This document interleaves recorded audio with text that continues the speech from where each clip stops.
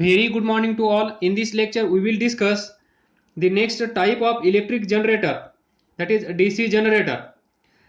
ज्यांना ज्यांना AC generator समजला आहे त्यांना DC जनरेटरचा अभ्यास करण्याची गरज नाही असं मी मागच्या लेक्चरमध्ये पण सांगितलं होतं. जर तुम्हाला AC जनरेटर म्हणजे काय समजलं नसेल तर तुम्ही त्या पाठीमागच्या लेक्चरमध्ये जा आणि AC जनरेटर डिटेल्समध्ये व्यवस्थितपणे आरामात पाहून घ्या, समजून घ्या. त्यानंतर DC जनरेटर तुम्हाला 5 मिनिटांमध्ये समजून जाईल. सर्व काही सेम असेल, फक्त एकच चेंज असेल. AC generator alternating current generate करतो, DC generator direct current generate करतो. AC current and DC current हे तुम्हाला माहित आहे. तर हा छोटासा ग्राफ AC करंटचा, AC करंटमध्ये पहा इथे 0 EMF प्रोड्यूस झाला आहे. त्यानंतर 180 डिग्री मधून कॉईल रोटेट झाल्यानंतर परत 0 असेल, परत 180 डिग्री मधून रोटेट झाल्यानंतर दॅट इज आफ्टर 360 डिग्री, त्यालाच आपण म्हणतो वन कंप्लीट सायकल. एका सायकलमध्ये परत 0 EMF असेल, म्हणजे प्रत्येक 180 डिग्री नंतर त्या कॉईलमधून जे EMF प्रोड्यूस होत आहे ते EMF कसा आहे 0. म्हणूनच आपण ज्यावेळेस आपल्याला अल्टरनेटिंग करंटचा दॅट इज AC करंटचा शॉक लागतो त्यावेळेस आपण बचावलो जातो, आपण वाचतो, आपण मरत नाही. तर त्याचं कारण काय असतं, इथे 0 EMF आहे, इथे पण 0 EMF आहे, इथे पण 0 EMF आहे. तर आपल्याला समजा या पोझिशनला शॉक लागला तर इथून लगेच within fraction of second 0 current त्या वायरमध्ये असतो आणि त्या 0 पोझिशनला म्हणजे 0 करंट असताना आपल्याला सोडून दिलं जातं, म्हणून आपण वाचतो. तर असं DC करंटमध्ये घडत नाही. DC करंट म्हणजे पहा the current which flows only in one direction, म्हणजेच असा करंट जो आपली स्वतःची डायरेक्शन चेंज करत नाही. एकाच डायरेक्शन मध्ये निघाला की तो थांबत नाही, तो कुणाचं ऐकत नाही. त्या करंटला आपण म्हणतो डायरेक्ट करंट. आणि असा करंट तयार करणारं डिव्हाइस म्हणजे DC generator. The device or machine which produce direct current is called as DC generator. तर DC जनरेटर म्हणजे तुम्हाला काय ते कळलं.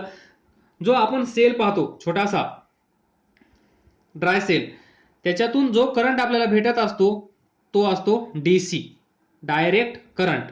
जो आपण सेल पाहतो, बॅटरी पाहतो, त्या बॅटरीमधून जो करंट आपल्याला भेटतो तो करंट असतो डायरेक्ट करंट दिस. त्यानंतर पाहिलं आपण basic principle of electric generator. हे जे इलेक्ट्रिक जनरेटर आहे त्याचं बेसिक प्रिन्सिपल काय आहे. तर थोडक्यात हे जे डिव्हाइस आहे ते डिव्हाइस काय करत असतं, तो काही स्वतःहून कुठून जादू करून इलेक्ट्रिसिटी आपल्याला देत नाही.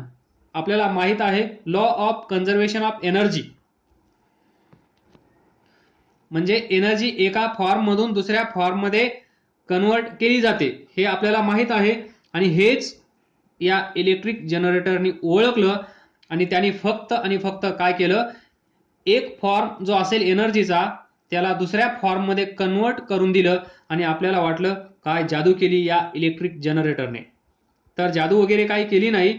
तो काय करत असतो, इथे जी मेकॅनिकल एनर्जी असेल त्या मेकॅनिकल एनर्जीचं कन्व्हर्जन तो कशामध्ये करत असतो, इलेक्ट्रिकल एनर्जीमध्ये.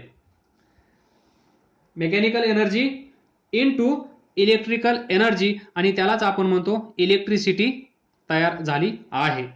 म्हणजे हा नवीन काही करत नसेल तर याला आपण मेकॅनिकल एनर्जी देणार. मेकॅनिकल एनर्जी देणार म्हणजेच फॉर एक्झाम्पल डॅममध्ये जे वॉटर आहे त्या वॉटरकडे कोणती एनर्जी असेल, पोटेन्शियल एनर्जी. त्या पोटेन्शियल एनर्जीचं कन्व्हर्जन आपण कशामध्ये करणार, कायनेटिक एनर्जीमध्ये. म्हणजेच त्या वॉटरला एवढं पळवणार की तो ऑलिम्पिकमध्ये जिंकला पाहिजे, पहिला आला पाहिजे, तेवढा स्पीड त्याला आपण देणार. म्हणजेच त्याच्याकडे खूप कायनेटिक एनर्जी असणार आणि ती कायनेटिक एनर्जी आपण टर्बाईनवर स्ट्राईक करणार आणि त्या कायनेटिक एनर्जीमुळे तो टर्बाईन एकदम स्पीडमध्ये फिरतो आणि स्पीडमध्ये फिरल्यामुळे तीच एनर्जी कोणती असते, मेकॅनिकल एनर्जी. आणि फिरल्यामुळे इलेक्ट्रिसिटी जनरेट होते आणि आपण म्हणतो इलेक्ट्रिक जनरेटरने आपल्याला इलेक्ट्रिसिटी प्रोड्यूस करून दिली आहे. तर लक्षात ठेवा, इलेक्ट्रिक जनरेटर काय करत असेल? Simply it converts mechanical energy into electrical energy. Then we have seen that basic principle of electric generator. तर पहा, हा मॅग्नेट असेल, त्या मॅग्नेटचं हे नॉर्थ पोल असेल, हा एक मॅग्नेट, त्या मॅग्नेटचं हे साऊथ पोल असेल. तर या मॅग्नेटच्या मध्ये जर आपण कंडक्टर ठेवला, कॉईल ठेवली, तर in the presence of magnetic field जर आपण या कंडक्टरला जर मोशन दिली, म्हणजेच याच्यावर फोर्स अप्लाय केल्यामुळेच हा कंडक्टर मोशनमध्ये येईल. आणि हा जेव्हा मोशनमध्ये येतो in the presence of magnetic field, त्याच वेळेस या कॉईलमधून किंवा या कंडक्टरमधून करंट फ्लो होऊ लागतो आणि त्यालाच म्हणतो आपण इलेक्ट्रिसिटी जनरेट झाली आहे. तर लक्षात ठेवा, इलेक्ट्रिसिटी जनरेट करण्यासाठी इलेक्ट्रिक जनरेटरमध्ये मॅग्नेटिक फील्ड हे असलंच पाहिजे. आणि हा जो कंडक्टर आहे, ही जी कॉईल आहे, या कॉईलला मूव्ह केलंच पाहिजे, म्हणजे ही कॉईल मोशनमध्ये आणलीच पाहिजे, तेव्हा आणि तेव्हाच इलेक्ट्रिसिटी जनरेट होईल. तर पहा, when straight conductor this is moved, त्याला जेव्हा आपण मोशन देतो तेव्हा in magnetic field, then current is induced in the conductor, that is we say current is generated. There is production of current in the presence of magnetic field and when we give motion to this conductor. This is basic principle of electrical generator or electric generator. Now we will discuss what is DC generator. The generator which produces direct current is called as DC generator. आणि मागच्या लेक्चरमध्ये आपण discuss केलेला AC generator, the generator which produces alternating current is called as AC generator. हा generator कोणता current तयार करत आहे? हा जनरेटर डायरेक्ट करंट तयार करत आहे, म्हणून आपण याला म्हणणार DC जनरेटर. आणि थोडक्या शब्दामध्ये तुम्हाला समजावून सांगायचं झालं, DC generator and AC generator म्हणजे काय? तर AC जनरेटर ज्यांना समजला त्यांना DC जनरेटर एका मिनिटात समजणार. तर पहा, हा होता सिंपल AC जनरेटर. तर AC जनरेटर मध्ये पहा, इथे मॅग्नेट आहे, इथे मॅग्नेट आहे, या दोन मॅग्नेटच्या मध्ये रेक्टँग्युलर कॉईल ABCD आहे. त्यानंतर one end of rectangular coil is connected to slip ring and other end of this rectangular coil is connected to another slip ring. इथे दोन स्लिप रिंग आहेत, एक एंड एका स्लिप रिंगला अटॅच केला आहे, दुसरं एंड दुसऱ्या स्लिप रिंगला अटॅच केला आहे.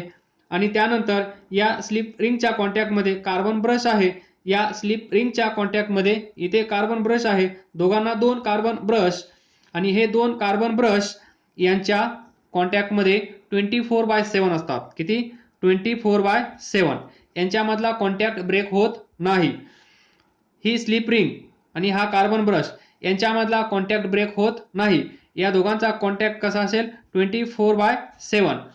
त्यानंतर जो करंट जनरेट झाला आहे, जो प्रोड्यूस झाला आहे, तो या वायरमधून इकडे येतो आणि हा गॅल्व्हनोमीटर सांगतो की इथे करंट जनरेट झाला आहे, करंट प्रोड्यूस झाला आहे. परत ही पाथ कंप्लीट होते. तर चेंज काय असेल पहा, हा आहे AC जनरेटर. फक्त आणि फक्त AC जनरेटर मध्ये ही जी स्लिप रिंग आहे ती काढून टाका, ही स्लिप रिंग काढून टाका आणि इथे बसवा स्प्लिट रिंग, जी आपण इलेक्ट्रिक मोटर मध्ये यूज केली होती. स्प्लिट दिस, आलं का लक्षात? दिस, याला आपण म्हणतो स्प्लिट रिंग. यालाच आपण तिथे काय म्हणलो होतो, commutator. What? Commutator. That is split ring. Split up म्हणल्यानंतर समजतं ना, ब्रेकअप, दोन पार्ट. ही रिंग आहे, याला दोन पार्टमध्ये डिवाइड करायचं, सेम, हाफ इकडे हाफ इकडे, दॅट इज स्प्लिट. म्हणून याचं नाव आहे split ring. Split ring half या साईडला, स्प्लिट रिंग हाफ या साईडला, आणि या दोघांना मिळून आपण म्हणतो कॉम्युटेटर. लक्षात ठेवा, कॉम्युटेटर, जे आपण इलेक्ट्रिक मोटरमध्ये यूज केलं आहे. फक्त ही स्लिप रिंग इथून बाहेर काढायची, त्याच्या जागेवर हा कॉम्युटेटर बसवायचा, झाला तुमचा AC जनरेटरमधून DC जनरेटर. जर इथे स्लिप रिंग असेल तर तुम्ही म्हणा AC जनरेटर. जर इथे या दोघांच्या जागेवर कॉम्युटेटर असेल तर तुम्ही म्हणा दिस इज DC जनरेटर. संपलं. हा आहे डिफरन्स, आणि एवढा डिफरन्स जर लक्षात ठेवला तर DC जनरेटर संपला. Construction of DC generator very similar to AC generator. Working very similar to AC generator. काहीच डिफरन्स नाही. जो डिफरन्स आहे तो सांगून झाला आहे. फक्त तिथे काय करायचं आहे तुम्हाला, स्लिप रिंग काढायचे आहेत आणि तिथे स्प्लिट रिंग बसवायचे आहेत. तर पहा, स्लिप रिंग काढल्या, त्यांच्या जागेवर काय बसवायचं आहे, स्प्लिट रिंग. खतम. आणि या स्प्लिट रिंगला आपण म्हणतो कॉम्युटेटर. लक्षात ठेवा. झालं. एवढं जर तुम्ही लक्षात ठेवलं तर DC जनरेटर लक्षात राहिला. याच्या जागेवर हा आणि याचंच नाव इथे लिहून ठेवा, इलेक्ट्रिक मोटर. तर पहा, now we will discuss in short the construction of DC generator. तर पहा, इथे असेल दिस परमनंट मॅग्नेट. हा असेल U शेप, याच्यामध्ये काही चेंज नाही. आणि हे असेल नॉर्थ पोल. त्यानंतर इकडे असेल अजून दुसरा परमनंट मॅग्नेट, दिस. हा असेल south pole, permanent magnet M, permanent magnet M. तर याचं नाव काय आहे, हॉर्स शू और U शेप परमनंट मॅग्नेट.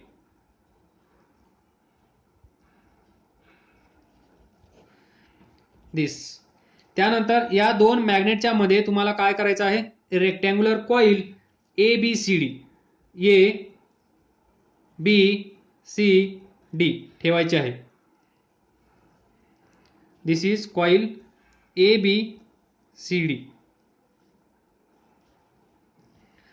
त्यानंतर one side of this rectangular coil, that is AB, is connected to this half ring.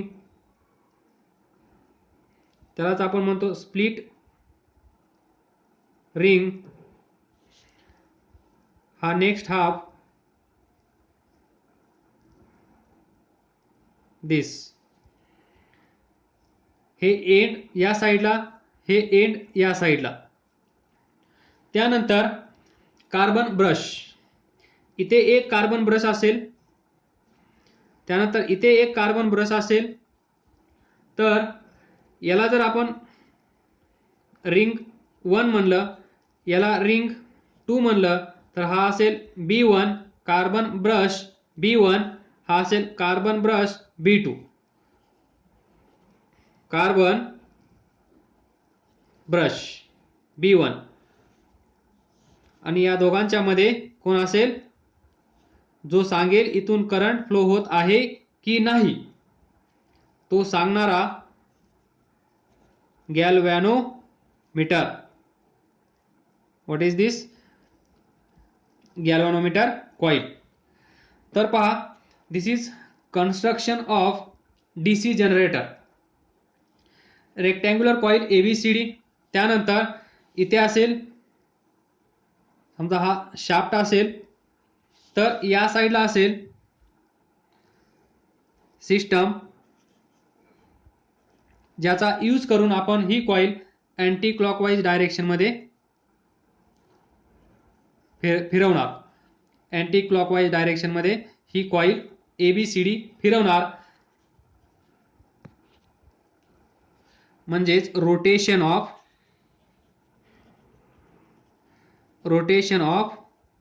Coil कसं असेल? अँटी क्लॉकवाईज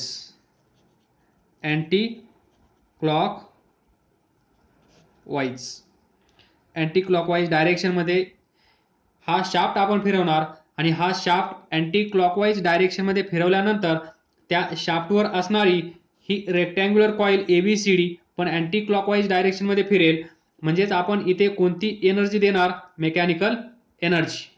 मेकॅनिकल एनर्जी आपण इथे देणार आणि हा शाफ्ट फिरवणार आणि हा शाफ्ट फिरल्यानंतर ही कॉइल ABCD फिरवणार. म्हणजेच कॉइल ABCD आपण फिरवणार म्हणजेच नंबर 2 ची पूर्तता आपण करणार, मोशन ऑफ कंडक्टर. म्हणजे या कॉइलला आपण मोशन मध्ये आणणार. त्यानंतर पहिली पूर्तता काय आहे? Magnetic field. इथे आपण मॅग्नेट ठेवलेले आहेत, म्हणजे इथून मॅग्नेटिक फील्ड दिस येतील, साऊथ कडे पोहोचतील. आलं लक्षात? दिस इज मॅग्नेटिक फील्ड. म्हणजे मॅग्नेटिक फील्ड पण अवेलेबल आहे आणि आपण या कॉइलला एनर्जी देऊन एक्सटर्नली काय केलं आहे? या कॉइलला मोशन मध्ये पण आपण आणलं आहे. म्हणजे या दोन गोष्टी असतील तर तिसरी गोष्ट कोणती? करंट. थर्ड काय असेल? करंट या कॉइल मध्ये जनरेट होईल आणि तो करंट जनरेट झाला आहे की नाही हे कोण सांगेल आपल्याला? गॅल्व्हॅनोमीटर कॉइल. तर पहा, थोडासा अंदाज लावा. ही कॉइल अँटी क्लॉकवाईज डायरेक्शन मध्ये फिरत आहे, म्हणजे या AB वर डाऊनवर्ड डायरेक्शन मध्ये फोर्स अप्लाय होत असेल, त्याच वेळेस CD वर अपवर्ड डायरेक्शन मध्ये फोर्स अप्लाय होत असेल. इथे पहा, असा असेल, या साईडला फोर्स अप्लाय केला, ही कॉइल अशी फिरली तर या साईडला फोर्स म्हणजे मोशन कशी असेल? अपवर्ड. या साईडला मोशन डाऊनवर्ड, या साईडला अपवर्ड. त्याच वेळेस ही कॉइल अँटी क्लॉकवाईज डायरेक्शन मध्ये फिरेल, बरोबर. म्हणजे AB डाऊनवर्ड जात असेल, DC अपवर्ड डायरेक्शन मध्ये जात असेल, म्हणजेच motion of CD is upward, vertically upward. त्यानंतर ती फिरत असेल, या पोझिशनला व्हर्टिकली अपवर्ड आपण असं म्हणत आहोत. नाहीतर तुम्ही म्हणाल CD अशी वर जाते का? तसं नाही. तरी ते पहा, व्हर्टिकली डाऊनवर्ड. आणि तुम्हाला माहित आहे दिस मोशनची डायरेक्शन आपण दाखवली आहे. त्यानंतर मॅग्नेटिक फील्ड ची डायरेक्शन कशी असेल? या डायरेक्शन मध्ये. इथे कशी असेल? या डायरेक्शन मध्ये.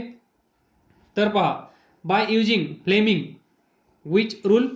Fleming current means right hand rule. R current. कसं लक्षात ठेवणार? R this 2 R current. R current this, इथे 2 आर आहेत, हा आर आणि हा आर. लक्षात ठेवा. म्हणजेच फ्लेमिंग्स राईट हँड रूल कशासाठी यूज केला जातो? To decide the direction of induce current. आलं लक्षात? तर पहा, इथे राईट हँड रूल, त्याच्यासाठी आपल्याला पाहिजे राईट हँड. हा राईट हँड. तर 1 2 3 फर्स्ट 3 फिंगर्स कशी ॲडजस्ट करायची आहेत, परपेंडिक्युलर टू इच अदर, त्यालाच आपण म्हणतो right angles to each other. प्रत्येक बोट दुसऱ्या बोटाला कसं असलं पाहिजे, परपेंडिक्युलर. त्यानंतर थंब, थंब म्हणजे पॉवर म्हणजेच मोशन, थंब म्हणजे पॉवर म्हणजेच मोशन.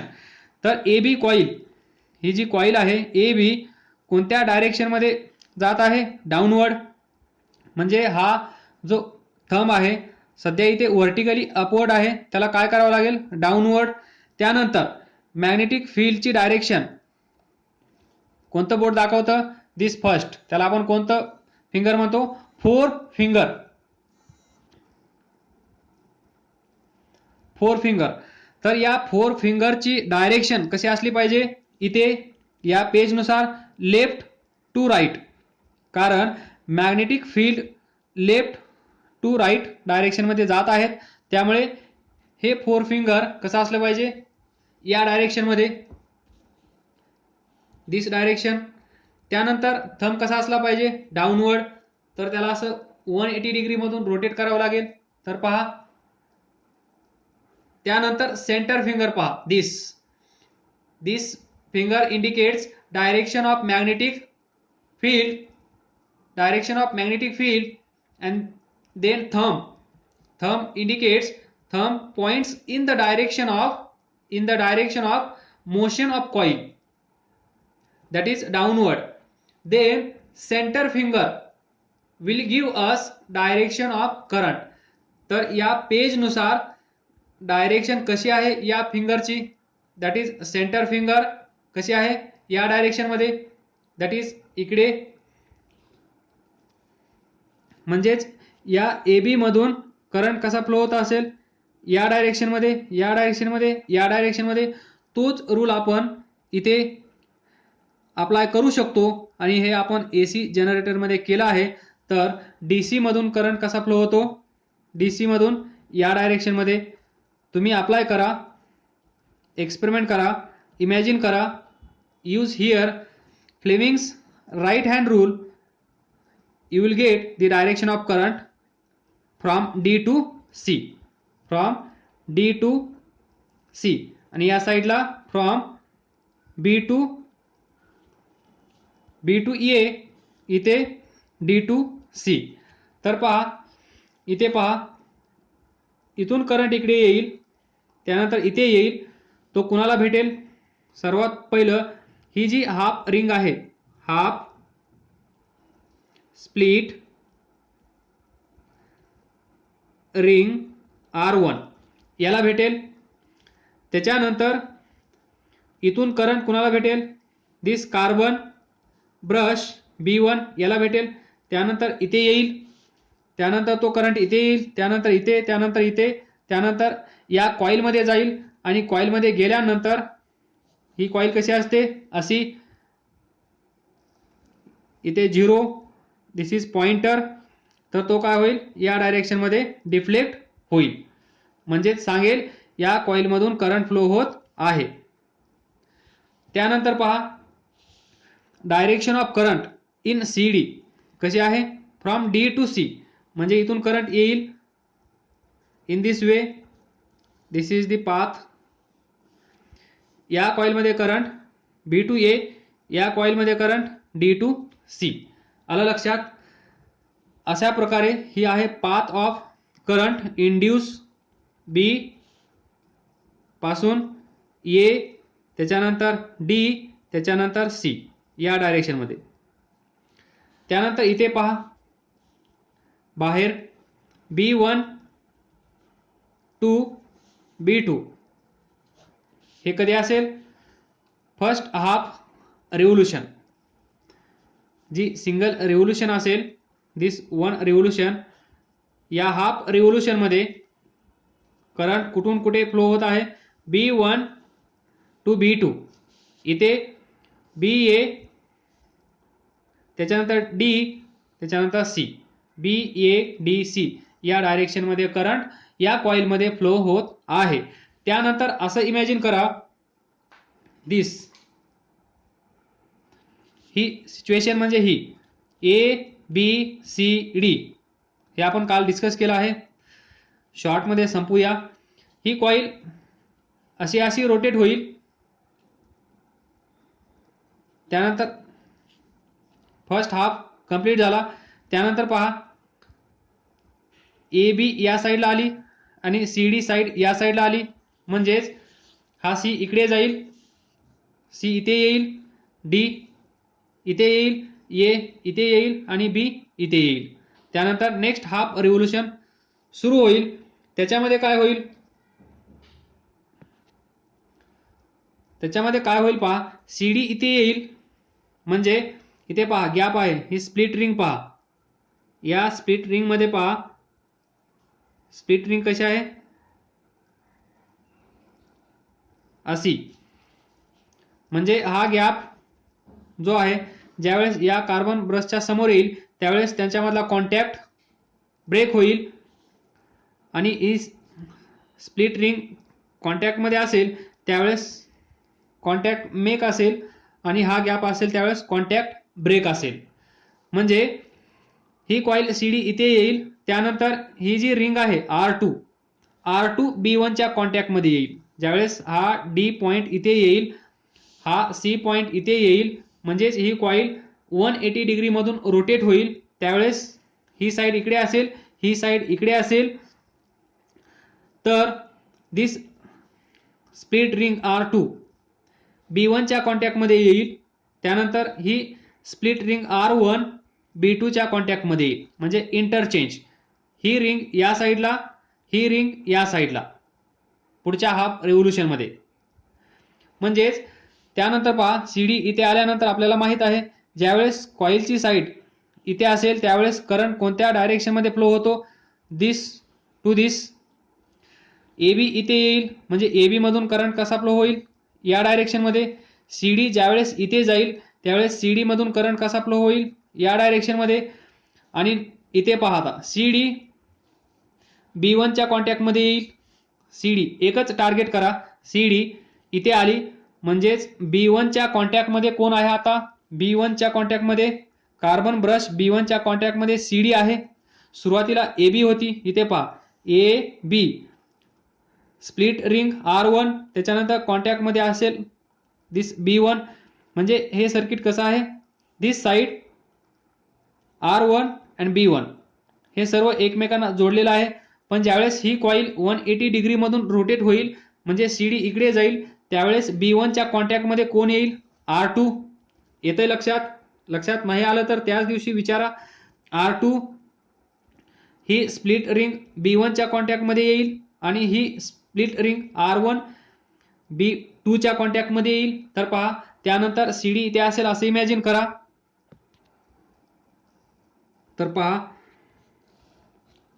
हा असेल नॉर्थ पोल, हा असेल साऊथ पोल, ही कॉईल असेल. तर पहा ही स्प्लिट रिंग, ही या साईडची स्प्लिट रिंग, म्हणजेच इथे काय असेल आता, D इथे असेल, C इथे असेल, B इथे असेल, A. ज्यावेळेस ही कॉईल 180 डिग्री मधून रोटेट होईल त्यावेळेस या दोन साइड्स इंटरचेंज होतील. तर पहा त्यानंतर CD च्या कॉन्टॅक्ट मध्ये कोण आहे, दिस R2, हा असेल R1, इथे असेल कार्बन ब्रश B1 त्याची जागा फिक्स असेल, हा असेल कार्बन ब्रश B2 याची जागा फिक्स असेल आणि हे एक्सटर्नल सर्किट. पहा 180 डिग्री मधून ही कॉईल रोटेट झाल्यानंतर असा असेल. आणि त्याच्या अगोदर तर पहा ज्यावेळेस कॉईल इथे येते तेव्हा या कॉईल मधून करंट कोणत्या डायरेक्शन मध्ये असतो, या डायरेक्शन मध्ये. कॉईल या पोझिशनला असते त्यावेळेस या कॉईल मधून करंट, या साइड मधून करंट कसा असतो, या साइडने. तर हा करंट इथे येईल, हा करंट इथे येईल. नंतर पहा R2 split ring R2 B1 च्या कॉन्टॅक्ट मध्ये आली, म्हणजे करंट इथे येईल, करंट त्यानंतर इथे येईल, इथे येईल, इथे येईल, इथे येईल, नंतर इथून असा ही पाथ कंप्लीट होईल. तर पहा, initial position, this horizontal position and this horizontal position. बाहेरच्या सर्किटमध्ये पहा, सुरुवातीला या सर्किटमध्ये करंट बाहेर कुठून कुठे जात होता, B1 टू B2. इथे कुठून कुठे जात आहे, B1 टू B2. म्हणजेच डायरेक्शन चेंज झाली नाही. व्हेअरएज इन AC जनरेटर सुरुवातीला B1 टू B2 करंट जात होता.